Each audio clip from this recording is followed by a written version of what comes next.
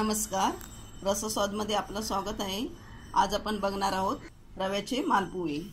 त्यासाठी लागणारे साहित्य आपण बघूया। अर्धी वाटी गूळ आहे, किसलेला आहे गूळ। अर्धी वाटी रवा आहे जाड।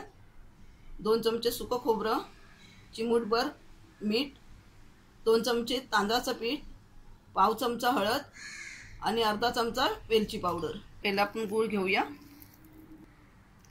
पाणी घालूया। थोडं थोडं पाणी घालून आपण हे मिक्स करणार आहोत। पहिला गूळ,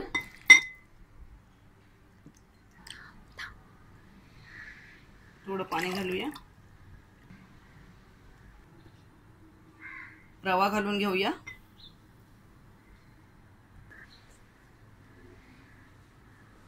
तांदळाचं पीठ, तांदळाचं पीठ नसेल तर गव्हाचं पीठ वापरलं तरी चालेल।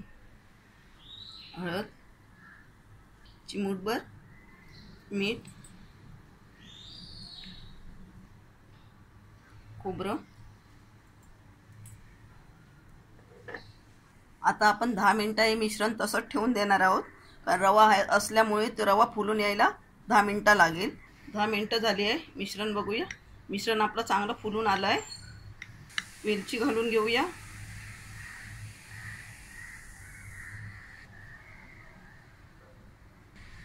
मिश्रणाला आपल्याला अर्धा ग्लास पाणी लागलं आहे आणि एवढं आपल्याला घट्ट ठेवायचं आहे। थोडंसं तेल घालूया, मालपुवा घालूया। गॅस आपण मंद ठेवलेला आहोत।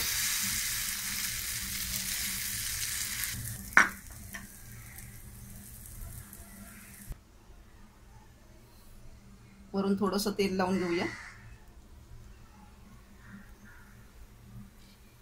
2 मिनिटं झाली आहे, परतून घेऊया। असं चांगलं खरपूस भाजून घ्यायचं आहे।